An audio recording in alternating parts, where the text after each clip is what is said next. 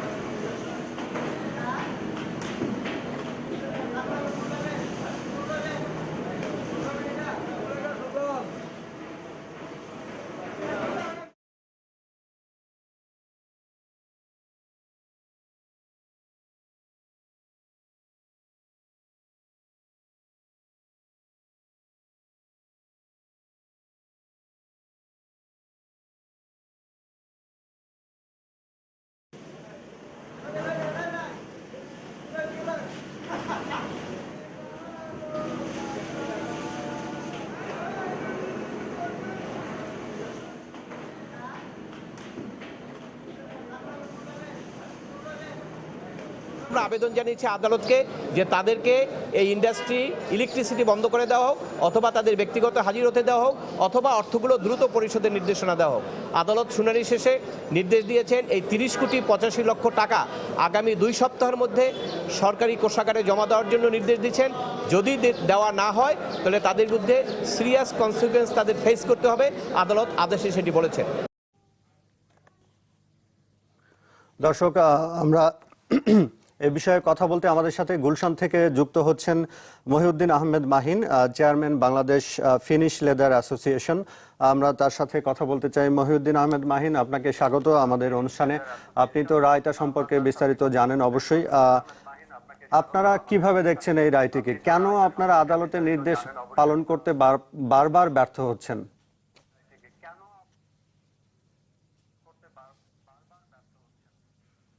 বিষয়টা আমরা এভাবে যদি বিশ্লেষণ করি যে সর্বোচ্চ আদালতের যে রায় আছে সেই রায়ের উপরে আমাদের সমস্ত শ্রদ্ধা আছে, এবং সেই শ্রদ্ধা রেখেই আমরা সর্বোচ্চ আদালতের রায় মেনে অনেক ট্যানারি তাদের সম্পূর্ণ যে 10,000 টাকা করে জরিমানা পরিবেশ দূষণের দায়ে সেটা দিয়ে যাচ্ছে এবং দিয়েছে। কিছু কিছু ট্যানারি তাদের আর্থিক সীমাবদ্ধতার কারণে যতটুকু দেয়া দরকার মানে যে পরিমাণ সেই পরিমাণটুকু দেয়নি, কিন্তু তাদের আইনের প্রতি শ্রদ্ধা আছে, সুনাগরিক হিসেবে তাদের দেয়া উচিত। তারা খানিকটা সময় একটু কমফোর্ট জোনে থাকার জন্য একটু ডিলে হয়েছে, কিন্তু যেহেতু আদালত এখন একটা টাইম দিয়েছে, এই টাইমের মধ্যে অবশ্যই আমরা আমাদের অ্যাসোসিয়েশন থেকে আমাদের সদস্যভুক্ত সকল সদস্যকে এর আগে চিঠি দিয়ে এবং ব্যক্তিগতভাবে টেলিফোন করে তাদেরকে বলা হয়েছে যে টাকাগুলো যেন জরিমানার টাকা অবশ্যই পরিশোধ করে। সেই মোতাবেক অনেকে কেউ কেউ পরিশোধ করেছে, এবং যারা এখনও পার্শিয়ালি পরিশোধ করেছে, সম্পূর্ণ পরিশোধ করা হয় নাই, তাদেরকে বলা হয়েছে এবং তাদেরকে ওভার টেলিফোনে ব্যক্তিগতভাবে আনিয়ে এবং মোটিভেশন দিয়ে সমস্তভাবে তাদেরকে বলা হয়েছে যতই আর্থিক সীমাবদ্ধতা থাকুক এই জরিমানার টাকা দিতে হবে, এবং সেই মোতাবেক তাদেরকে যে টাইম ফ্রেম দিয়েছে আদালত সেই সময়ের মধ্যে বাদবাকি সমস্ত টাকা পরিশোধ করার জন্য আমরা বলে দিয়েছি, এবং আনুষ্ঠানিকভাবে আমরা শনিবার দিন আবারও বলবো। আশা করি যে সবাই নির্দিষ্ট সময়ের মধ্যে সমস্ত টাকা পরিশোধ করবেন। এই টাকা পরিশোধ করতে যে যে আর্থিক সীমাবদ্ধতা আমাদের হয়েছে তার একটা অন্যতম কারণ হলো যে সাভারে আমরা যে জায়গায় পরিবেশসম্মত উপায়ে চামড়া তৈরি করব, পরিবেশ বান্ধব চামড়া তৈরি করব, সেই চামড়াটা তৈরি করার জন্য হাজারীবাগ থেকে আমরা ওখানে রিলোকেট হচ্ছি। এটা একটা বিশাল যজ্ঞের বিষয়। এই যে সম্পূর্ণ সেক্টর এক জায়গা থেকে আরেক জায়গায় নিয়ে যাওয়ার জন্য যে আর্থিক সংকট আছে, যে তারল্য সংকটে ভুগছে, তার জন্য আমরা বলেছি বিসিককে বারবার যে জমিগুলো তাড়াতাড়ি আমাদেরকে বুঝিয়ে দেওয়া হোক, জমির মূল্যটা আমরা এককালীন সময় দিয়ে এই জমিটা ব্যাংকে মর্টগেজ দিয়ে আমরা যে মহিউদ্দিন আহমেদ মাহিন, আপনি আমাদের সঙ্গেই থাকুন। আমরা ছোট্ট একটি বিরতিতে যাব, দর্শক আমাদের সঙ্গেই থাকুন, ফিরে এসে আরো কথা হবে।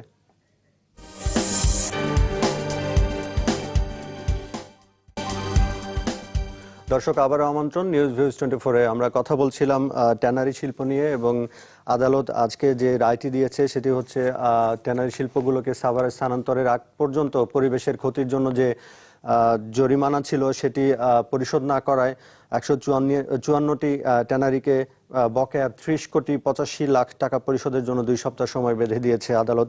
আমরা কথা বলছিলাম Mohiuddin Ahmed Mahin, chairman Bangladesh finish leather অ্যাসোসিয়েশনের, তার সাথে আমরা জানতে চাইবো যে আপনারা তো দীর্ঘ সময় ধরে এই হাজারীবাগের যে ট্যানারি শিল্প প্রতিষ্ঠিত, অবশ্যই আপনারা অর্থনীতিতে ভূমিকা রেখেছেন, কিন্তু পাশাপাশি ঢাকা শহরের আশেপাশে বিশেষ করে বুড়িগঙ্গা দূষণের সবচেয়ে বড় ভূমিকা রেখেছেন আপনারা। তো এই দীর্ঘদিন আলোচনার পর থেকে সেই 2001 সাল থেকে রায়, তারপরে দীর্ঘ রায়, আইনি লড়াইয়ের মাধ্যমে বারবার নির্দেশনা দেওয়ার পরও আদালতের পক্ষ থেকে, সরকারের পক্ষ থেকে আপনারা কেন সাভারে স্থানান্তরিত হলেন না? যদিও বলা হচ্ছে যে সাভারের সমস্ত কিছু প্রস্তুত আছে আপনাদের জন্য, আপনারা কেন এখনো সেখানে যাচ্ছেন না?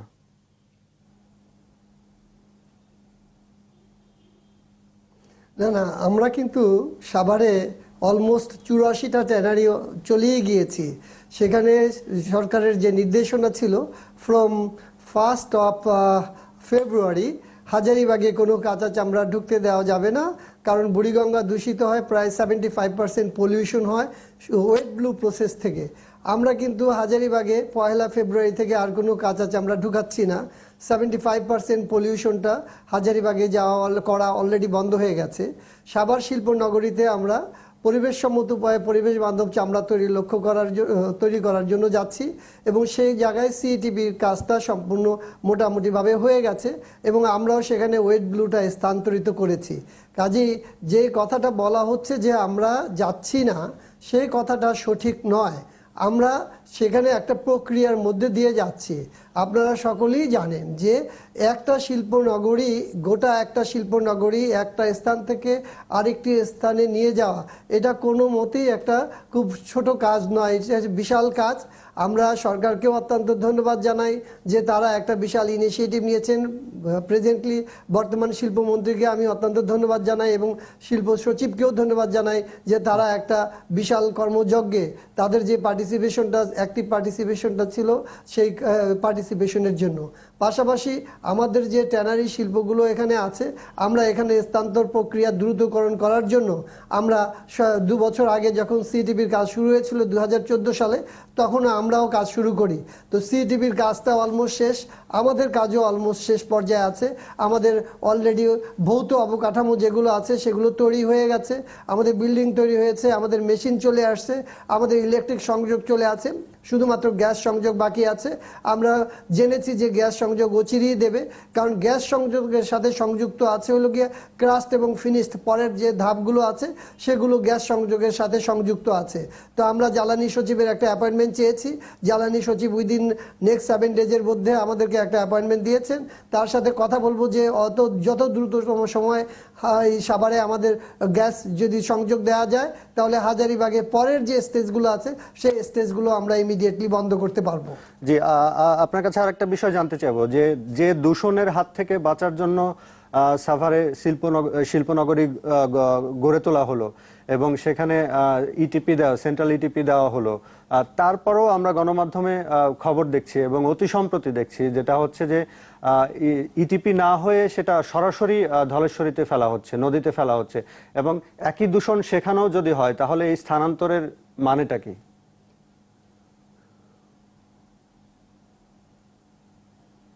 এই ক্ষেত্রে বিসিক ভালো বলতে পারবে, কারণ আমাদের পার্ট হলো গিয়ে হাজারীবাগ থেকে ট্যানারি শিফটিং করে আমরা সাভার শিল্প নগরীতে নিয়ে যাওয়া। সেই জায়গাটায় সিটিপি করেছে হলো গিয়ে চাইনিজ কোম্পানি, সেটা বিসিক চাইনিজ কোম্পানিকে কাজ দিয়েছে। আমরা জেনেছি সিটিপির কাজটা সম্পূর্ণরূপেই হয়ে আছে। তো এখন সিটিপির থেকে যদি বর্জ্যটা ক্লিন না করে ফেলানো হয় তাহলে তার জন্য একটা সিরিয়াস পানিশমেন্ট থাকা উচিত। যদি ভবিষ্যতে এরকম দু একটি ঘটনা ঘটে তাহলে শুধু ছোট পানিশমেন্ট দিলে চলবে না। সেক্ষেত্রে আমাদের দাবি হলো যে সিটিপি যারা তৈরি করেছে, যারা পরিচালনা করছে সেই চাইনিজ কোম্পানিকে এমন একটা বিশাল অ্যামাউন্ট পানিশমেন্ট দেওয়া হোক, তাহলে সে ট্রিটমেন্ট না করে যেন সেই পানি নদীতে না ফেলে। তো আরেকটি বিষয় যেটা হচ্ছে যে নিজেদের দায়িত্ববোধের জায়গা থেকে, যেটা হচ্ছে দীর্ঘদিন ধরে বুড়িগঙ্গা দূষণের, পরিবেশ দূষণের যে প্রতিক্রিয়া আমরা দেখছি, সেটার প্রেক্ষিতেই কিন্তু আপনাদের একটা নির্ধারিত জায়গায়, যেখানে সুন্দর পরিবেশে যাতে আপনারা ভালোভাবে কাজটা করতে পারেন, সেজন্য আপনাদেরকে স্থানান্তর করা হচ্ছে। কিন্তু আপনারা কি এরকম কোনো প্রতিশ্রুতি দিতে পারেন যে ওখানে গিয়েও আর কোনো পলিউশন হবে না? কারণ শুধু সিটিপির মাধ্যমেই না, কিন্তু সিটিপির বাইরে থেকেও কিন্তু বর্জ্য যাচ্ছে, আমরা সেই খবরটা পেয়েছি। তো আপনাদের দায়িত্ববোধের জায়গাটা আপনাদের অ্যাসোসিয়েশনের মাধ্যমে সবাইকে বাধ্য করবেন কিনা যেন? আমি বুঝেছি, এটাকে আমরা এভাবে বিশ্লেষণ করি। নৈতিক দায়বদ্ধতা সুনাগরিক হিসাবে অবশ্যই আছে। নৈতিক দায়বদ্ধতা থেকে যেমন করে, আর বিজনেস পয়েন্ট অফ ভিউ থেকে বলি যে আমরা সাভার শিল্প নগরীতে পরিবেশ সম্মত উপায়ে পরিবেশ বান্ধব চামড়া যদি না তৈরি করতে পারি, তাহলে আন্তর্জাতিক কমপ্লায়েন্স ফ্যাক্টরি যদি না হয়, কমপ্লায়েন্স ইস্যুগুলো যদি আমরা মেনটেন না করি, তাহলে বিদেশি ক্রেতা আমাদের কাছ থেকে চামড়া কিনবে না। আমাদের বিজনেস বাঁচানোর জন্য নৈতিক দায়বদ্ধতা তো আছেই, আমাদের বিজনেস বাঁচানোর জন্য, এই সেক্টরটাকে সার্ভাইভ করার জন্য কমপ্লায়েন্সের সকল ইস্যুগুলো যদি আমরা মেনটেন না করি, তাহলে আমরা নিজেরাই ধসে পড়ে যাব, অতলে চলে যাব। আমাদের নিজেদের প্রয়োজনই সেখানে সম্পূর্ণ দূষণমুক্ত পরিবেশে আমাদেরকে চামড়া প্রস্তুত করতে হবে। আমাদের এই মোটিভেশন এবং এই ভিশন আমাদের ট্যানারির সদস্য যারা আছে তাদেরকে সকলকে দেওয়া হয়েছে। তাদেরকে স্ট্রিক্টলি কমপ্লায়েন্স ইস্যু যেন মেনটেন করে সেভাবে বলা হয়েছে। কোনো অবস্থাতে কোনো পরিবেশ দূষণ সেখানে করা যাবে না। সেটা করার জন্য প্রাথমিক যে পদক্ষেপগুলো আছে সেগুলো আমরা মেনটেন করছি। মহিউদ্দিন আহমেদ, আপনি সাথেই থাকুন আমাদের সাথে। দর্শক, আমরা একটা ছোট্ট বিরতি নিচ্ছি, বিরতির পর ফিরে এসে আরো কথা হবে।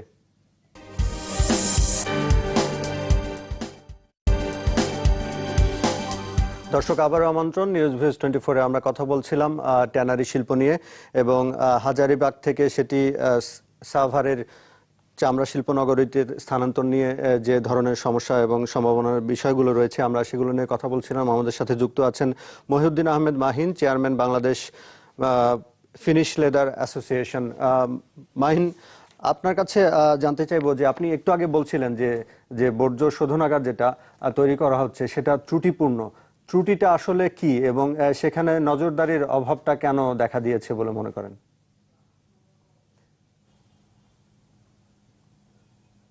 না, এটাকে আমরা বলি যে ত্রুটিপূর্ণ বলিনি, আমরা বলছি উদাসীনতা।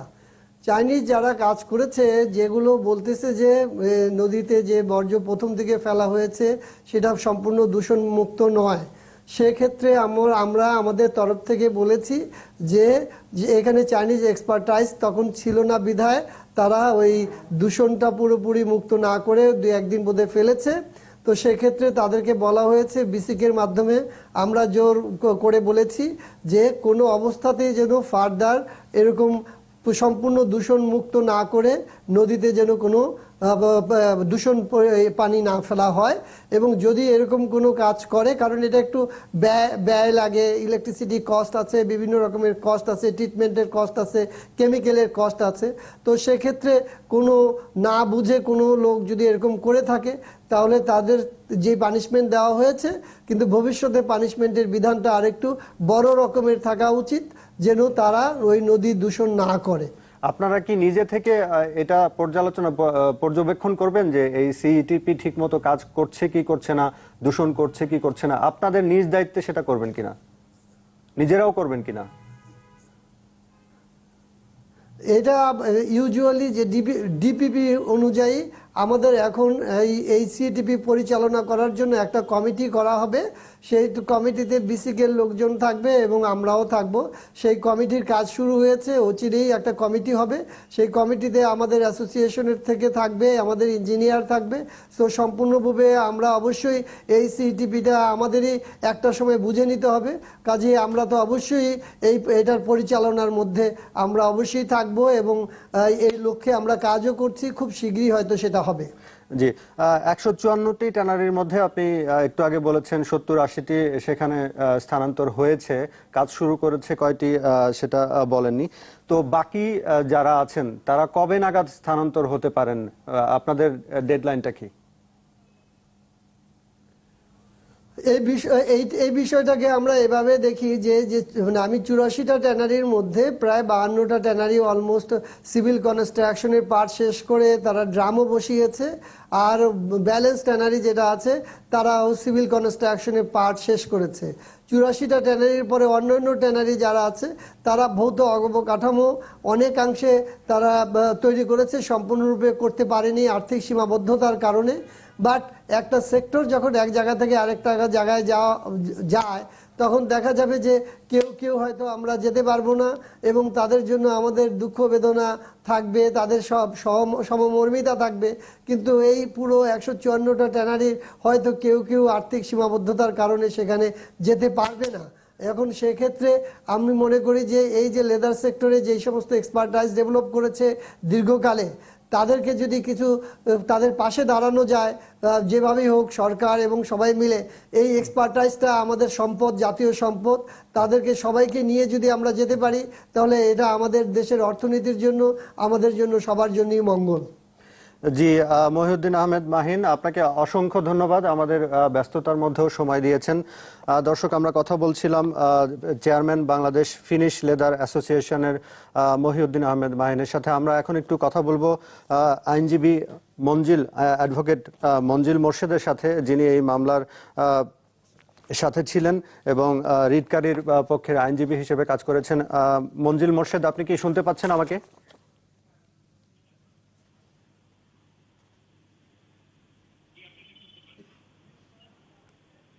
মঞ্জিল মোর্শেদ, আপনি শুনতে পাচ্ছেন?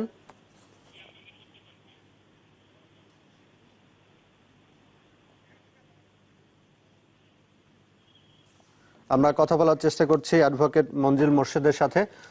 মঞ্জিল মোর্শেদ, আপনি শুনতে পাচ্ছেন? জি, আমি শুনতে পাচ্ছি। জি, আজকে যে আদালতের নির্দেশনাটি এসেছে, আমরা এর আগে থেকে অনেকবার এই আদালতের নির্দেশনা এবং রায়, সরকারের নির্দেশনা অনেক কিছুই দেখেছি। তো বারবার কেন ট্যানারি মালিকরা, কর্তৃপক্ষরা তারা এই আদেশগুলো পালন করতে ব্যর্থ হচ্ছেন, নাকি তারা এটা অবজ্ঞা করছেন, নাকি অমান্য করছেন? জি, ধন্যবাদ আপনাকে। দেখুন, মূলত এই হাজারীবাগের ট্যানারি অপসারণের জন্য যে মামলাটা করা হয়েছিল বেলার পক্ষ থেকে 2001 সালে রায় হয়েছে, কিন্তু অনেক বছর পরেও যখন এটি অপসারণ হচ্ছিল না, 2010 সালে যখন আবার এটি আদালতের নলেজে আনা হয়, তারপর থেকে একটি কন্টেম্পট পিটিশন আমরা দায়ের করেছিলাম 2014 সালে। সেই কন্টেম্পট পিটিশনে আদালত কতগুলা নির্দেশনা দিয়েছিলেন। হাইকোর্ট বলেছিলেন 50,000 টাকা করে ডেইলি ক্ষতিপূরণ দেওয়ার জন্য, আপিল বিভাগ এটাকে 10,000 টাকা করে দিয়েছে। এবং এই 10,000 টাকা করে দেওয়ার পরে, এরপরে এই আদেশ পাওয়ার পরে তারা এই জরিমানার অর্থ প্রতিদিন কিছু কিছু ইন্ডাস্ট্রি দেওয়া শুরু করেছিল। কিন্তু এরপরে হঠাৎ মিডিয়ায় সংবাদ এসলো যে এই টাকাগুলো তারা এখন দিচ্ছেন না। তখন আমরা আদালতে আবার আবেদন নিয়ে গেলাম যে এই অর্থগুলো এখনো পরিশোধ করা হচ্ছে না, এবং সচিব মহোদয়কে যেহেতু এই আদায়টা নিশ্চিত করতে বলা হয়েছিল, সেই কারণে আমরা সচিবের ব্যক্তিগত হাজিরার জন্য আবেদন করেছিলাম। আদালত সেটা মঞ্জুর করেছে। ধন্যবাদ মঞ্জিল মোর্শেদ আমাদের সাথে যুক্ত হওয়ার জন্য। দর্শক, আমাদের শেষ করতে হচ্ছে, সময় শেষ নেই। তবে যাবার আগে একটি কথা না বললেই নয়, যেটি হচ্ছে চামড়া শিল্পের কারণে বুড়িগঙ্গার যে ক্ষতি হয়েছে সেই ক্ষতি যেন ধলেশ্বরীতে না হয়। কারণ সাভারে যে চামড়া শিল্প নগরী তৈরি করা হয়েছে, সেখানকার যে বর্জ্য শোধনাগার তৈরি করা হয়েছে, সেটি নিয়ে এরই মধ্যে প্রশ্ন উঠেছে। অর্থাৎ কোনোভাবেই যেন বুড়িগঙ্গার মতো ধলেশ্বরীর মতো অবস্থা না হয়। দর্শক, ভালো থাকবেন।